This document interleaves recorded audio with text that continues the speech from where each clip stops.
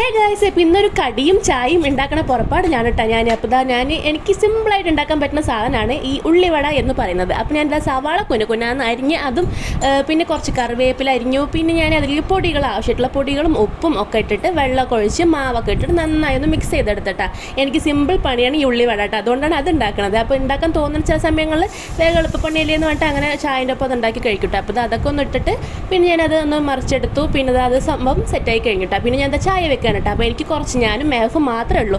അപ്പോൾ ഞങ്ങൾക്ക് ഉണ്ടാക്കും മാത്രമുള്ള ചായ കുറച്ച് വെള്ളമൊക്കെ ഒഴിച്ചു, പിന്നെ പാലൊക്കെ ഒഴിച്ച് അങ്ങനെ ചായപ്പൊടിയും അതുപോലെ ചെറിയ സ്പൂൺ കേട്ടോ. അപ്പോൾ അതിൽ 2-3 സ്പൂൺ ഇട്ടാലാണ് ചായ നമുക്ക് ടിക്കേഷൻ വരുള്ളൂ കേട്ടോ. കാണാൻ വിചാരിക്കും എന്താ തോന്നിടണമല്ലോ എന്ന് വിചാരിക്കും, പക്ഷേ ചെറിയ സ്പൂൺ ആയതുകൊണ്ട് അങ്ങനെയാണ് കേട്ടോ. അപ്പോൾ ചായയും സെറ്റായി, നമ്മുടെ കടിയും സെറ്റായിട്ടാണ്. അപ്പോൾ ഞാൻ അതൊന്ന് ടേബിളിൽ കൊണ്ട് വെച്ചു. അപ്പോൾ കാണാൻ ലുക്ക് ഇങ്ങനെയാണ് കേട്ടോ നമ്മുടെ കടിൻ്റെയും ചായൻ്റെ ഒക്കെ. അപ്പോൾ പ്രത്യേകിച്ച് വലിയ ടേസ്റ്റ് ഇല്ലെങ്കിലും കടയിലത്തെ ടേസ്റ്റ് ഇല്ലെങ്കിലും അത്യാവശ്യം കഴിക്കാനുള്ള ടേസ്റ്റ് ഒക്കെ ഉണ്ട് കേട്ടോ. അപ്പോൾ വീഡിയോ എത്രയുള്ളൂ, ഇഷ്ടപ്പെട്ടാൽ ലൈക്ക് ചെയ്യുക, സബ്സ്ക്രൈബ് ചെയ്യുക. ടാറ്റാ.